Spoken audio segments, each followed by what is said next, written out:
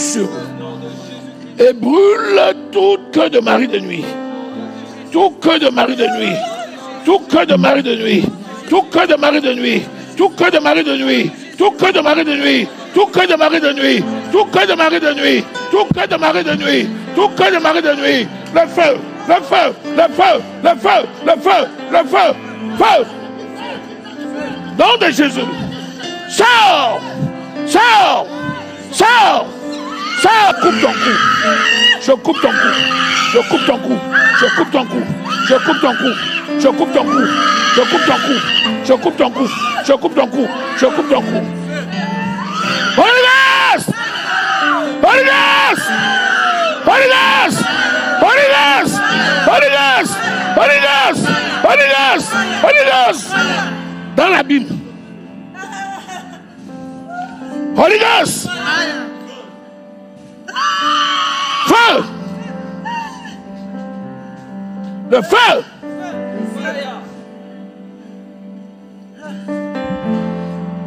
Holy Ghost! Holy Ghost! Holy Ghost! Holy Ghost!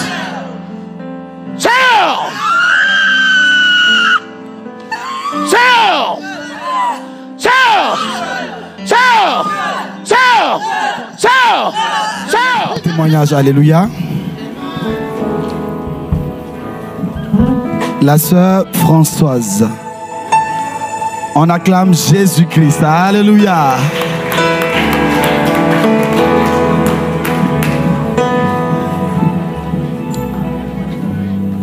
Bonjour, mes frères et sœurs. Bonjour. C'est pas facile, hein? Mais je vais faire de mon mieux. Déjà, je vais rendre grâce à Dieu et je vais lui dire merci. D'abord pour la servante Christine Jacquat et son époux qui a permis que je sois connectée à l'apôtre Hubert et le pasteur Véronique. Je rends grâce à Dieu pour leur vie. Je vais juste vous raconter mon histoire. Je suis de la Martinique, qui veut dire que à l'âge de 14 ans, j'ai dû laisser la Martinique parce que ma vie était très difficile, très compliquée. Qui veut dire que ma mère m'a eu à 14 ans et quand elle m'a accouchée, apparemment, quand elle m'a accouchée, elle a perdu la tête. On l'a emmenée à l'hôpital psychiatrie de la Martinique. Et ma grand-mère m'a récupérée à l'âge de 6 jours à la maternité, qui veut dire que c'est ma grand-mère qui m'a élevée. Depuis ce jour, ça a été, et il y a eu un problème, c'est que j'avais un oncle. J'ai eu un oncle qui a voulu abuser de moi. Et comme je refusais ses avances, il me frappait. J'étais tellement fatiguée de prendre des coups par lui que j'ai dit à ma grand-mère, eh ben, je vais aller chez ma mère qui habitait ici, mais je ne connaissais pas ma mère. J'ai connu ma mère à l'âge de 14 ans. J'ai connu aussi l'inceste par le compagnon de ma grand-mère. C'était trop lourd pour moi ce fardeau et je ne pouvais pas en parler parce que je ne savais pas si on allait me croire. Quand je suis arrivée à l'âge de 14 ans ici, ça a été la chute. Ça a été comment puis-je dire? Ça a été très difficile parce que je découvrais qui était ma mère et malheureusement, je ne suis pas tombée dans la bonne maison.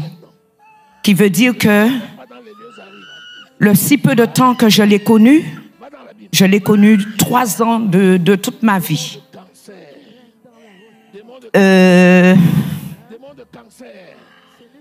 Déjà, je ne comprenais pas, quand je suis arrivée, je ne comprenais pas qu'est-ce qui m'arrivait. Parce que c'est après, plus tard, que j'ai su que ma mère pratiquait la sorcellerie. Qui veut dire que ça lui arrivait, par exemple, vers minuit, 1h du matin. Elle nous réveillait, elle nous disait de se mettre tout nu, de faire le tour de la maison. Je vous raconte mon histoire parce que je ne sais pas comment dire, comment vous expliquer. Elle nous mettait debout, elle nous disait, voilà, mettez-vous debout, faites le tour de la maison. Et elle mettait de l'ammoniac dans la maison. Et je ne comprenais pas. Et je me rappelle vers une fois, à minuit, elle m'a réveillée en sursaut, en me disant, viens, il faut qu'on aille déterrer quelque chose. C'était ma mère, j'ai suivi. Et depuis, ça n'a pas été ma vie. Ça n'a pas été. Et ce que je voulais vous dire, c'est que, bon, je n'ai pas eu l'occasion de faire des études, malheureusement.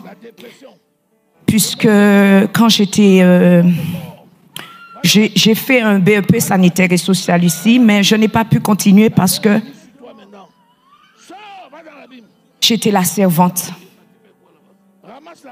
Qui veut dire que j'avais des frères et sœurs en bas âge, que je devais m'occuper de mes frères et sœurs, et que j'étais privée de...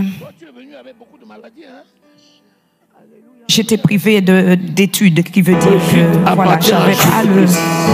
comment dirais-je? Maintenant, je te commande de sortir. La force, la capacité de pouvoir continuer les études parce que j'étais tellement épuisée, physiquement, moralement, et que je me voyais dépérir. Et ma mère, c'était quelqu'un qui aimait les belles choses. Mais nous, ses enfants, nous étions négligés, si je puis dire. Ça m'avait marqué. Les 3 ans durant chez ma mère, elle nous prie. Je n'ai jamais vécu dans le salon, qui veut dire que on n'avait pas le droit d'aller au salon. Nous étions au moins 6 dans une chambre. C'est là qu'on vivait. Et un jour, ma cadette me dit, tu sais Françoise, ma mère, elle fermait toujours sa porte de la chambre. Je ne comprenais pas. Quand elle partait, elle fermait toujours la porte de sa chambre. Et un jour, elle a oublié de fermer la porte de sa chambre. Ma cadette me dit, tu sais Françoise, il y a quelque chose qui ne va pas. Je ne suis pas bien, toi tu n'es pas bien. Je fais des rêves bizarres, je me voyais toujours voler dans la nuit. Je ne sais pas comment. Et elle me dit, tu sais François, il y a quelque chose qui m'attire dans la chambre. Elle me dit, elle va voir. Mais je lui dis, non, moi je n'y vais pas, vas-y. Et elle ouvre la porte et quelque chose lui dit, regarde en dessous du lit. Quand elle regarde, elle voit un carton, une boîte. Elle voit nos photos, les photos de tous les enfants, piquées avec, vous savez, les bouchons les lièges là, les bouchons de champagne ou je sais pas quoi. Et nos noms étaient piqués dessus. Et ma soeur me dit, oh, j'ai dit, je ne sais pas qu'est-ce que ça veut dire. Elle m'a dit, c'est pas une bonne chose. Ce n'est pas une bonne chose. Et une fois, ma mère lui dit, Patricia, elle lui donne une valise et elle lui dit, tu vas jeter cette valise, mais surtout, ne l'ouvre pas. C'est comme si elle avait dit de l'ouvrir. Et quand elle a ouvert la valise, elle a trouvé comment dirais-je, des livres, parce que ça m'intriguait les livres qu'elle lisait, comment dirais-je, elle cachait avec les papiers craft. Je ne sais pas si vous connaissez les papiers craft. Et ça m'a toujours intriguée, mais je n'ai pas été plus loin. Et quand elle a découvert comment dirais-je, quand elle a ouvert la mallette, elle a vu qu'il y avait plein de livres de la magie noire et de la magie blanche. Et voilà. Mais à l'âge de 17 ans, j'ai dû écouter les études, entre guillemets, parce que elle pensait que je travaillais et que je ne lui donnais pas de l'argent. Et quand je suis arrivée en sortant du stage, elle m'a mise à la porte. Je n'ai pas compris. J'ai pris mes petites affaires, je suis partie. J'ai frappé, en ce temps-là, j'ai frappé chez une dame et je lui ai dit, écoutez, je suis à la porte, je ne sais pas où aller, je ne sais pas quoi faire. Est-ce qu'elle peut m'héberger? Elle m'a hébergée. J'ai dû aller, comment dirais-je, faire la démarche auprès du directeur où je faisais mon stage. En ce temps-là, c'était facile. Je lui ai demandé est-ce qu'elle pouvait me trouver quelque chose pour pouvoir habiter ou me permettre de travailler. Et je bénis Dieu parce que son cœur était disposé en ma faveur. Il a pu me faire travailler. Du coup, j'ai travaillé très tôt, à l'âge de 18 ans, à l'âge de 17 ans. Mais il ne m'avait pas déclaré parce qu'il me disait, comme je n'étais pas encore majeure, il ne pouvait pas me déclarer. J'ai dit OK, qui veut dire que j'ai dû perdre une année, mais ce n'était pas grave. L'essentiel, c'était que je puisse avoir de quoi me vêtir et de quoi me nourrir. Et oh là là, il y a tellement de choses à dire que... Oh Seigneur, aide-moi. Et oui, entre-temps, je suis partie de chez la dame qui m'avait hébergée et j'ai été logée dans un foyer de jeunes travailleurs. Mais j'étais tellement mal en ce moment que je me sentais partir. Je ne savais pas ce qu'il m'arrivait. Je commençais comment dirais-je, je me sentais partir dans la folie. Je voyais, je sais pas comment vous décrire, qui veut dire que je sentais des présences autour de moi et j'avais toujours une voix qui me disait jette-toi, jette-toi. Mais je résistais à cette voix. Et puis un jour, j'ai une collègue qui m'a parlé de l'évangile. Et elle me dit, je lui dis, oh là là, je ne sais pas qu'est-ce qui m'arrive, mais ça ne va pas. La nuit, je suis poursuivie dans mon sommeil. Je voyais des rats qui me poursuivaient. Je me cachais toujours dans les rêves. Et c'est là que j'ai connu Christ. J'ai connu Christ. Mais entre-temps, il s'est passé, je me suis mariée, mais ça n'a pas duré. Ça n'a pas duré. J'ai eu un fils. Et plus tard après,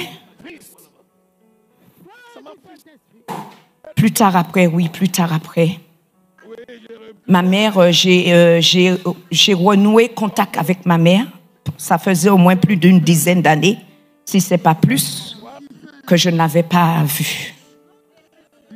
Mais quand j'ai renoué le contact avec elle, elle n'était pas, comment dirais-je, elle était la femme que j'ai connue qui était élégante, qui était belle.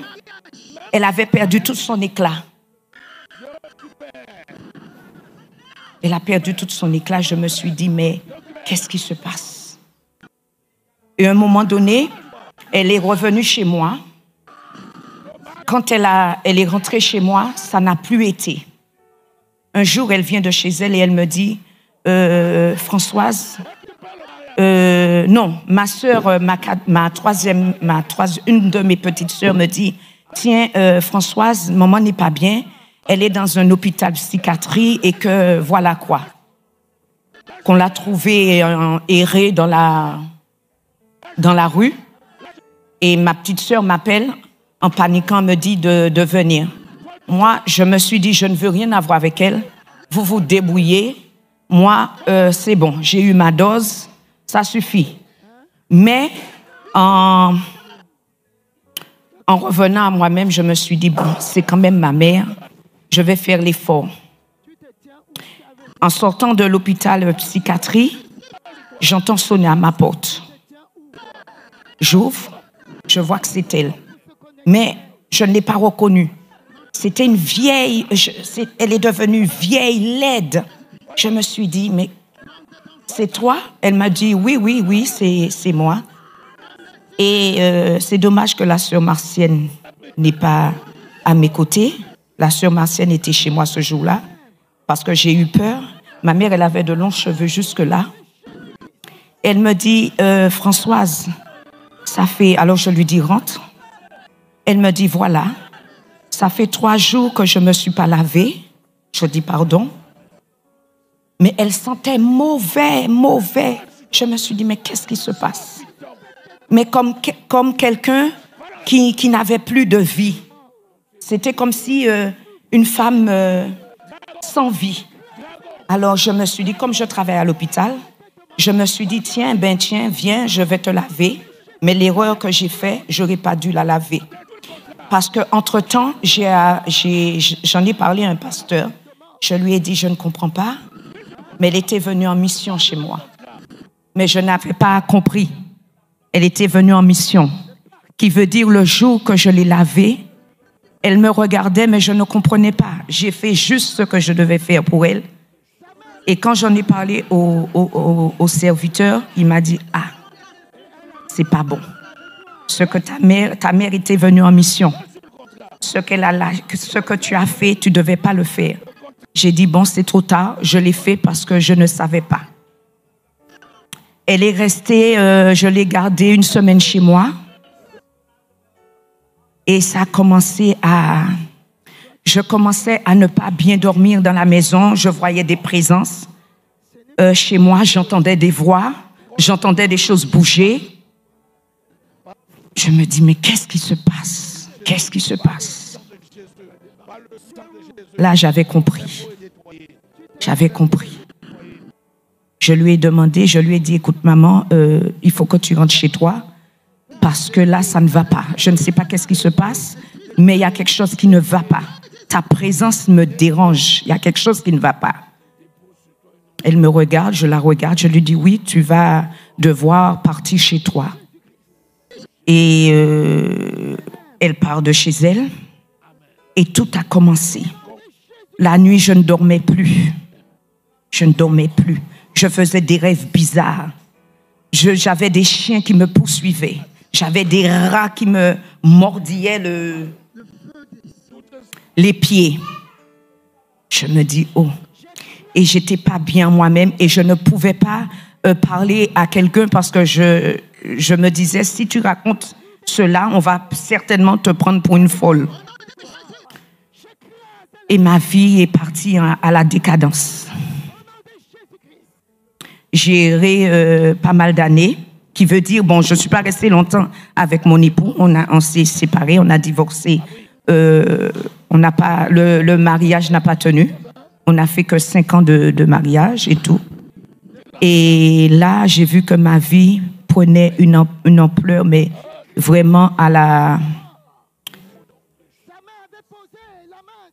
chute. Et entre-temps, j'étais tellement mal, je cherchais sur Internet un pasteur parce que je savais qu'il me fallait la délivrance. Je savais qu'il y avait quelque chose qui n'allait pas en moi et il y avait une force. Vous savez, le soir, quand je dormais, je sentais comme si on arrachait mon cerveau. Qu'on arrachait mon cerveau. J'étais devenue quelqu'un comme si c'était une parure et mon cerveau était vide. Vide. Je me dis, mais qu'est-ce qui se passe? Pourquoi ça ne va pas? Entre-temps, j'ai connu une sœur où j'allais. Elle m'a emmenée chez la servante Christine Jacquat, qui a commencé à me prendre en main, à prier avec moi et tout. Et ça a commencé à aller un petit peu mieux. Et qu'un jour, l'Esprit de Dieu lui dit, tu sais, Françoise, tu as une plante chez toi. Il y a quelque chose qui est dans la plante. Effectivement, cette plante, je l'avais, c'est ma mère qui me l'avait donnée. Non, c'est pas ma mère qui me l'avait donnée. Entre-temps, à mon insu, elle est venue mettre quelque chose dans la plante.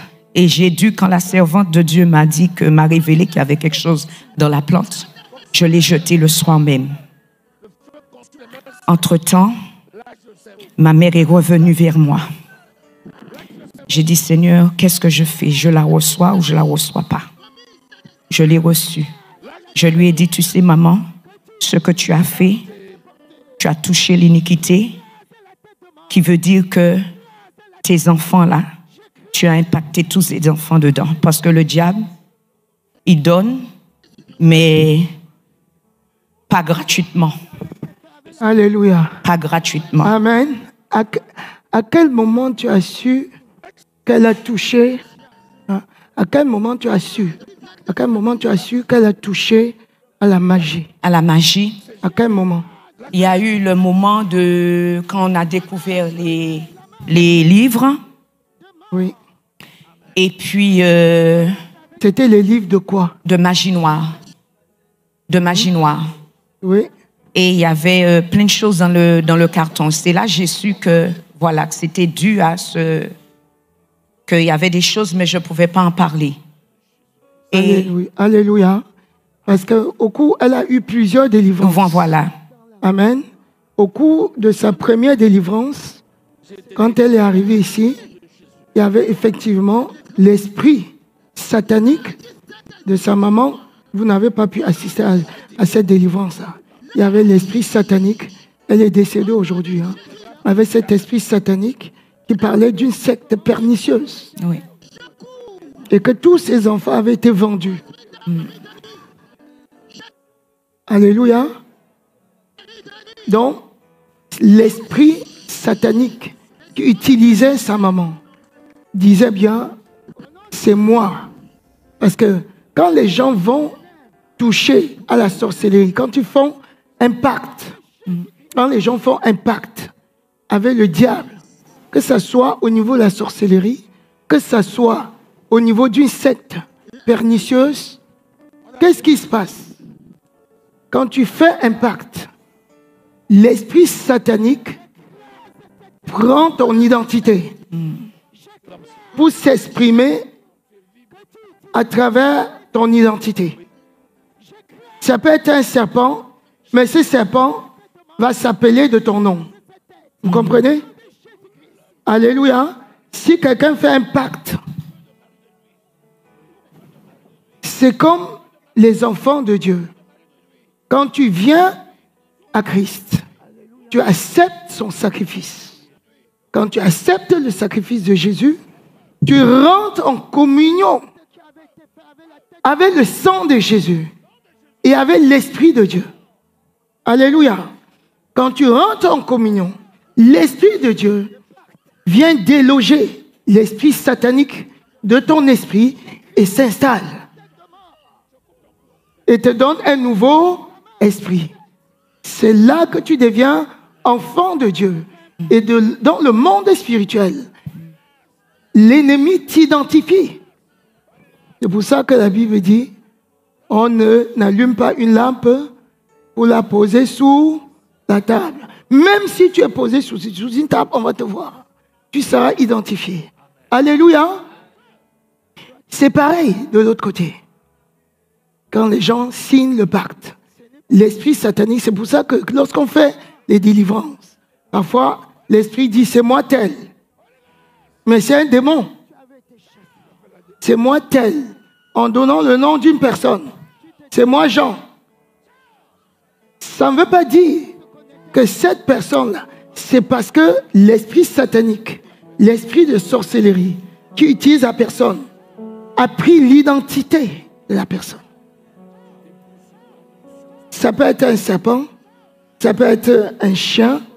Il va prendre, si c'est l'esprit de chien qui domine, ce chien-là, spirituel, va prendre l'identité de la personne et se présenter en tant que Jean. Vous comprenez? Alléluia. Donc c'est pareil. Amen. Tu travailles avec un esprit. Je travaille avec tel esprit. Et dans ce cadre-là, c'était l'esprit des ténèbres, l'esprit de perdition, l'esprit de mort. Parce que ça avait été dans une secte. Et ils prêtent le serment sur la tête de mort. C'est pour ça que son cerveau avait l'air de partir. Comprenez? Et dans le monde spirituel, la folie, c'est l'identification de la mort. soit la folie, soit l'esprit de mort. Vous comprenez? C'est pareil, c'est équivalent. Parce que quand il y a un esprit de folie, la personne n'a plus la conscience. Les démons prennent possession et s'expriment à tout moment à travers cette personne. La personne n'a plus aucun droit. Alléluia. Et c'est ce que l'ennemi voulait faire sur elle, mais par la grâce de Dieu. Vas-y, amen. On peut continuer. J'en étais où? Amen. Oui, ce qu'il n'y a pas longtemps, il y a peut-être... entre-temps, elle est revenue chez moi, une deuxième fois. J'ouvre la porte. Elle me dit qu'elle a faim. Je lui dis, eh bien, si tu as faim, viens. Mais j'avais peur en mes mains. Je lui dis, eh bien, viens, je vais te servir. Je l'emmène dans la cuisine. Je dis, eh bien, assieds-toi, je vais te servir. Mais je l'épiais entre-temps. J'avais plus confiance. J'avais perdu confiance. Qu'est-ce que je vois? Je la sers. Elle prend ce que je lui ai donné. Elle met dans un sachet et elle met dans son sac. J'ai rien dit. J'ai dit, mais c'est quoi ça? Quand j'ai vu ça, j'ai dit, bon, eh ben, je vais te demander de partir de chez moi parce que je ne trouve pas ça logique. Tu me dis que tu as faim, je te donne à manger et tu prends ce que je te donne et tu mets dans un sac. Mais je n'avais pas la définition, je ne savais pas c'était quoi. Quand je suis partie, j'en ai parlé au serviteur de Dieu, je ne me rappelle même plus de son nom. Il m'a dit, ce qu'elle a fait là, c'était pour te dépouiller de toutes tes forces, te dépouiller de tout ce que tu avais. Parce que comme elle n'avait plus de force, elle voulait s'alimenter avec le peu d'énergie qui me restait. Je vous explique, tout simplement, parce que je ne sais pas comment expliquer cette chose. Alléluia. Et elle lui a promis la mort plusieurs. Voilà. Voilà, par rapport à la mort, qu'est-ce que une mère qui donne vie à un enfant, Dieu nous a permis de participer à la vie. Alléluia.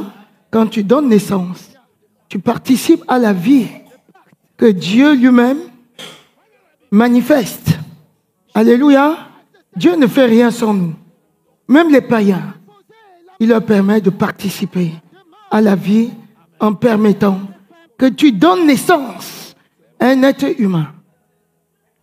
Alléluia. Tu donnes naissance à un enfant. Qu'est-ce qui peut expliquer que tu donnes naissance à un enfant et tu souhaites sa mort? C'est parce que sa mère avait été dépouillée de tout sentiment humain. En allant faire un pacte, tous ceux qui font ce genre de pacte, Satan les dépouille de toute compassion, de tout sentiment humain. Tu vas te demander, si ça t'arrive toi aussi, ne commence pas à pleurer en disant ma propre mère, mon propre père. Alléluia. Mais Dieu fait grâce. Amen. Il a connecté à lui. Alléluia. Amen. À Dieu qui donne la véritable vie. Un être humain qui est capable de faire ça a été dépouillé de tout sentiment. Quand les gens vont dans la sorcellerie, ils sont dépouillés. C'est pour ça, si tu es dans ce cadre-là, prie pour ta vie et pour ta descendance. Prie pour ta famille. Et prie pour que le Seigneur ait compassion de cette personne. Amen. Pour que cette personne sorte de sa condition. Mais préserve-toi. Amen. Toi et ta descendance. Amen. Ne commence pas à pleurer, matin, midi, soir. Parce que quand tu pleures, tu ne pries pas. Tu as même envie de dire, pourquoi Dieu? Pourquoi tu as permis que je naisse de cette personne? Si Dieu a permis, c'est parce que tu avais la capacité. Amen. Alléluia. Amen. Amen. Amen. Entre-temps, j'ai appris son décès. Je vais écouter un peu. J'ai appris son décès. Ma soeur m'a appelé, me dit, voilà, maman est décédée. J'ai dit, eh bien, elle est morte. Elle est morte, eh bien, je ne sais pas. Faites ce que vous voulez. Moi, je ne me déplace pas. Effectivement, je ne sais pas où elle est enterrée. Je ne sais pas. Je sais que c'est dans le 77, mais je ne sais pas. Alléluia. Mais avant ça, avant qu'elle vienne chez moi, entre-temps, elle est revenue chez moi. Elle m'a regardée et elle m'a regardé dans les yeux. Elle m'a dit, mais comment se fait-il? Normalement, tu ne devais pas être de ce monde. Tu devais être morte. J'ai dit, ah bon? J'ai dit, qu'est-ce que tu as fait? Elle m'a dit, oui. J'ai touché ce que je ne devais pas toucher. J'ai fouillé ce que je ne devais pas fouiller. J'ai dit, ah d'accord, j'ai compris. Et je lui ai dit, au nom de Jésus, tu iras avant moi. Et ça s'est passé comme ça. Le jour de l'enterrement, j'ai dit à mon fils, toi, tu ne sors pas ici. Je te défends, tu ne sors pas parce que je ne sais pas le cheminement après. Effectivement, à la sortie de l'enterrement, une sœur m'appelle, me dit, tu sais, Françoise, maman a demandé à ce que tous les petits-enfants se réunissent et mangent en son nom.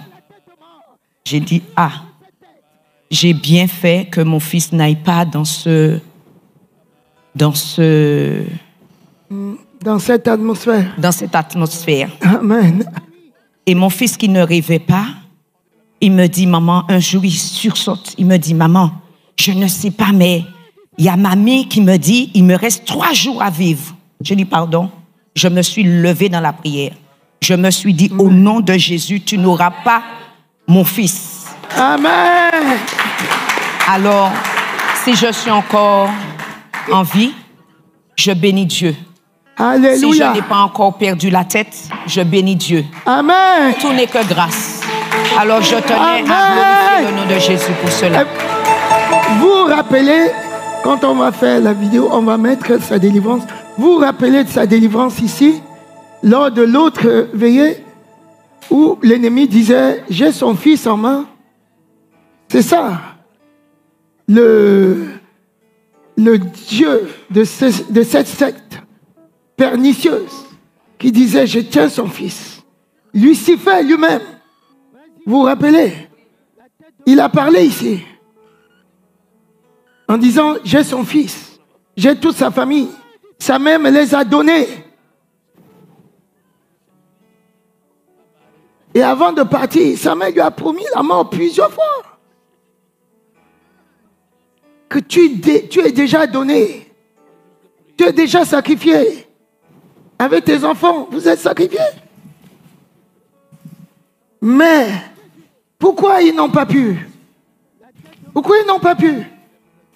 Dans ces sectes-là, il y a des autels de sacrifice.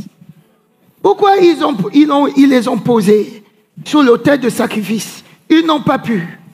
À cause du sang de Jésus. Amen. Alléluia. Amen.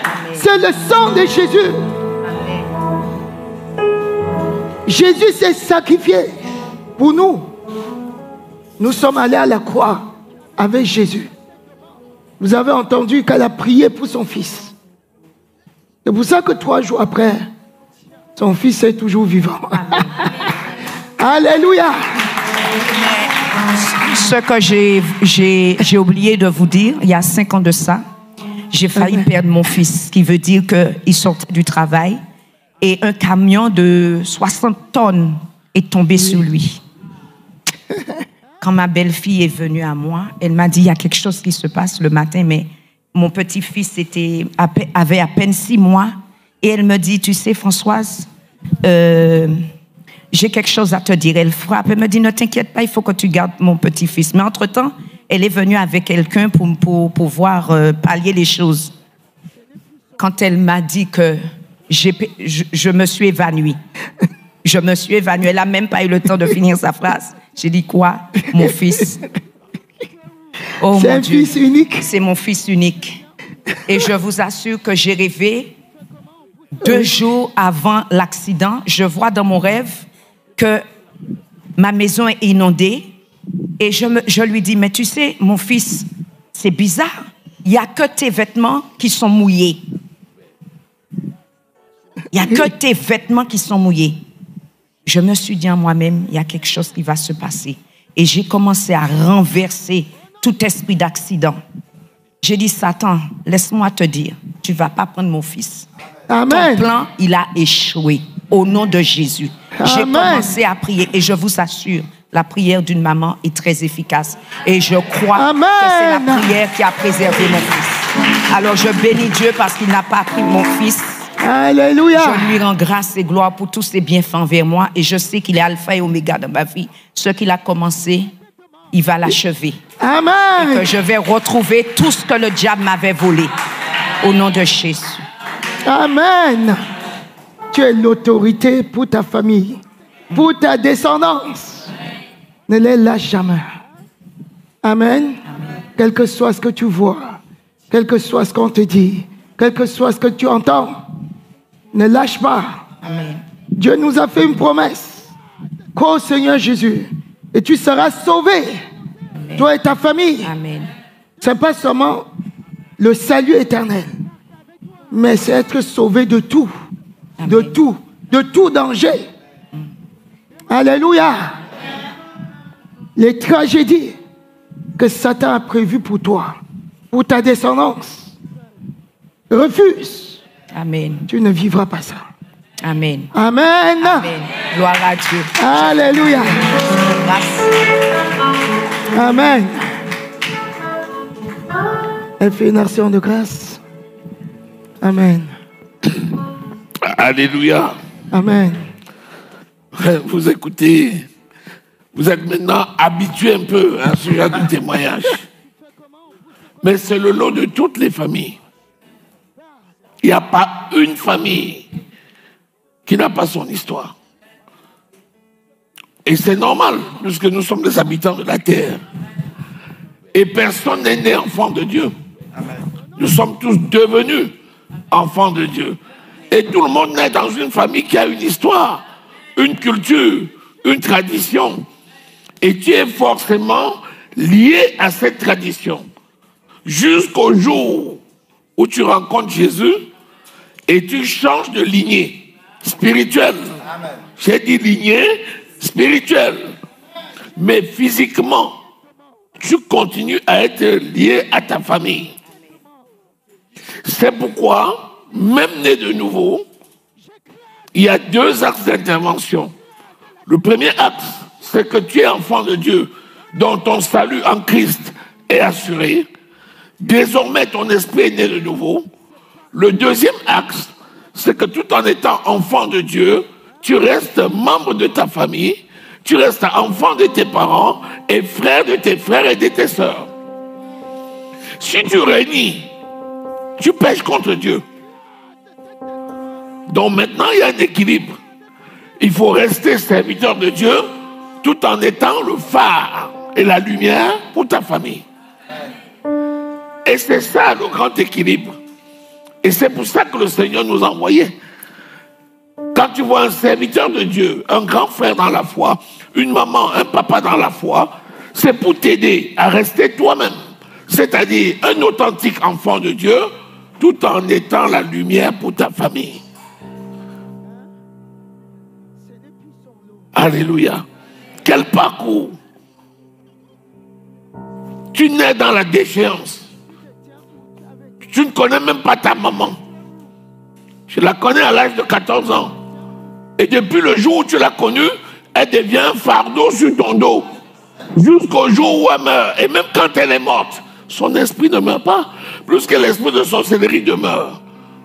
On met les corps dans la tombe, mais l'esprit reste vivant.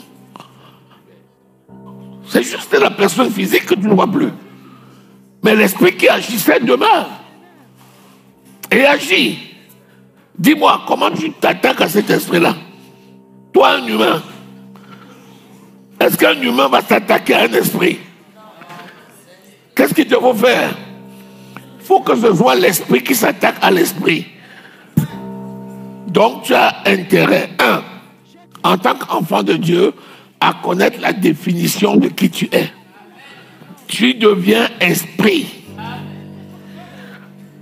Et l'esprit de Dieu qui est en toi maintenant te donne la capacité à lutter contre les esprits méchants. L'esprit pur va vaincre l'esprit impur. C'est comme ça. Et physiquement, toi, homme ou femme, tu dois montrer l'exemple à ceux de ta famille physique pour qu'eux aussi comprennent que le Dieu que tu as choisi, c'est le meilleur.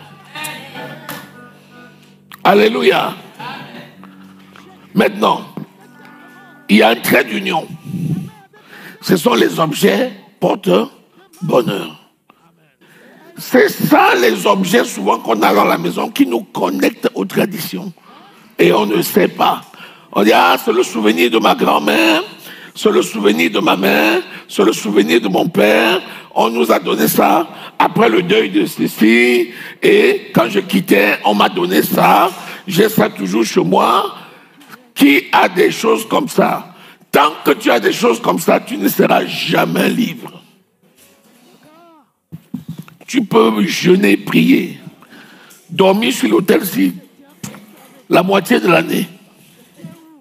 Ils vont connaître ta vie. Ils vont te monitorer. Ils vont connaître. Quand tu te déplaces, on dit, hier, tu t'es déplacé. La voiture bleue, là, c'est ta nouvelle voiture bleue. Tu dis, comment vous savez? Ils savent. Ce sont les miroirs, ce sont des récepteurs. Et souvent, tu les as dans ton porte-monnaie. Parfois, tu les as dans ta valise. Il y a certaines tenues qu'on t'a données, tu n'as jamais porté, mais c'est toujours là. Même quand tu fais les rangements, tu ne peux jamais le jeter. Il y a d'autres, même tu jettes, après tu retrouves.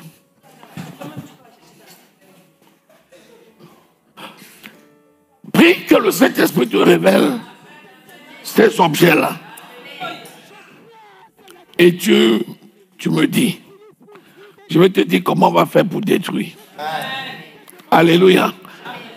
Tu vas aller prendre et puis on va détruire. Tu vas voir qu'avec ça, tu seras beaucoup plus libre de servir ton Dieu. Alléluia.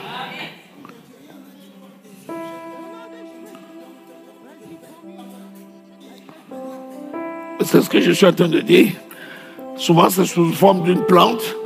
C'est quelque chose de sec qu'on te donne et c'est dans les vêtements. Souvent, c'est quelque chose qui est dans les porte-monnaies. Souvent, ce sont des potions. Souvent, ça a 1000 formes. Souvent, c'est un bracelet. Un bracelet qu'on donne depuis l'enfance. Tu l'as toujours. Souvent, on te l'a donné en venant. Est-ce que quelqu'un a quelque chose comme ça? C'est ça. C'est ce que l'Esprit m'a mis à cœur, hein? C'est pour ça que je parle. Alléluia. Maintenant, vous réfléchissez un peu là. Alléluia. Donc, que le Seigneur te bénisse. Merci à Dieu aussi, mon serviteur, l'homme de Dieu, et son épée, qui a été passé à mon égard. Vas-y. Je bénis Dieu pour l'apôtre Hubert et le pasteur Véronique qui m'ont soutenu. Malgré toutes les difficultés, ils ont été patients avec moi. Je ne peux que glorifier Dieu pour leur vie et lui dire merci. Alléluia. Mes mots sont si faibles, mais Dieu connaît toutes choses. Moi, je vous pose une question. Qui délivre? Le Jésus. Qui guérit? Jésus. Un homme, il n'y a pas un sur la terre qui peut faire quelque chose par lui-même. Il n'y a pas un. Si c'est lui qui fait, dis-moi maintenant, il le fait quand? Quand il veut. Quand il veut. Dis fort. Il fait quand il veut. Voilà, nous sommes attachés à la décision du roi des rois. Il utilise ta main, mais il fait ce qu'il veut, où il veut, comme il veut, quand il veut. Tu es un instrument qui est là. Tu fais sa volonté. Amen. Pourquoi toi tu es pressé? La persévérance. Pourquoi tu te décourages? Je cherche un pasteur puissant. Celui-là, je veux un qui est encore plus puissant. Pendant ce temps, tu es couché dans le péché. Pendant ce temps, tu dors dans le péché. On arrive chez toi, le péché jonche chez tes portes. Les pots de fleurs, c'est le péché. Mais tu es dans le péché, mais tu attends un powerful pastor. I'm looking for someone anointed, the heavy one. Ah bon? Tu cherches les highest. Tu as raison. Mais commence par faire le job. Alléluia. Je vous ai dit une chose ici. Si tu gagnes la bataille de l'âme, tu facilites le travail du Saint-Esprit. Amen. C'est pas compliqué. Si tu gagnes la bataille de l'âme, c'est-à-dire si tu fais les bons choix de vie en privilégiant la parole de Dieu et en ayant le cœur tout entier au Seigneur, tu vas abréger tes souffrances. Pourquoi? Parce que l'onction va travailler. Alléluia. Amen. Si ça ne tenait qu'à moi, ça, je fais ça. Amen. Et vous tous là, vous commencez à voler comme les... Alléluia. L'onction vous transporte là. On vous voit dans la ville là. Ça c'est mon souhait. Mais c'est moi. Dieu ne travaille pas comme ça. Dieu prend le temps de former les gens. Il ne te donne pas ce que ton âge ne permet pas. Quand tu es bébé, il te donne aussi les choses des bébés. Quand tu deviens adulte, il te donne les choses des adultes. Alléluia. C'est pour ça qu'il y a cette patience. Deuxième chose, vous vous dites pourquoi l'autre a eu sa délivrance et je n'ai pas eu ma délivrance. Premièrement, est-ce que ton cœur est tout entier à Dieu? Si tu réponds oui, laisse maintenant que le Seigneur fasse chaque chose en son temps. Ce qui est sûr, il va le faire. Puisqu'il a promis. Et à quel moment? En son temps. Mais c'est sûr qu'il va le faire. Amen. C'est pourquoi tu as été patiente. Oui. Alléluia. Troisième chose, Dieu ne donne pas les choses à moitié. C'est le package. Quand il te prend, ce n'est pas toi seul. Il te prend et il te donne ce qu'il faut pour ta famille. Amen. Dieu, c'est comme ça. Alléluia. Donc, quand tu finis, toujours, il va te donner l'onction pour délivrer ta famille. Amen. Amen. Quand Dieu te guérit, c'est pour guérir les autres. Soyez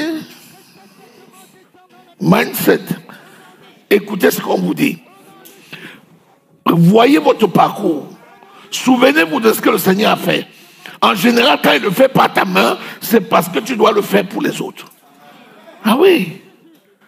Donc, la patience paye toujours. Est-ce que quelqu'un reçoit? Est-ce que ta foi a pris un petit boost? Non, si je parle à quelqu'un, lève la main. Maintenant, acclame le roi des rois et le Seigneur des seigneurs. Acclame-le véritablement au nom de Jésus-Christ.